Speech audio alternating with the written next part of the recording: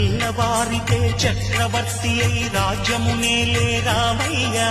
తండ్రి మాటకై పదవిని బదలి అడవులకేగెనయా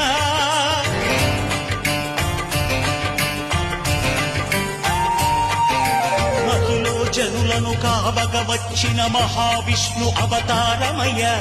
ఆలిని రక్కసుడపహరించితే ఆక్రోశించెనయా అసురుని త్రుంచి అమ్మను తెచ్చి అగ్ని పరీక్ష విధించెనయా సాగలి నిందకు సత్యము చాటగ కులసతినే విడనాడెనయ నా రాముని కష్టం లోకంలో ఎవరూ పడలేదయ్యా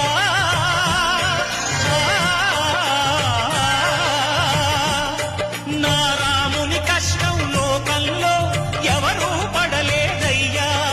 సత్యం ధర్మం త్యాగంలో అతనికి సరిలేరయ్యా కరుణా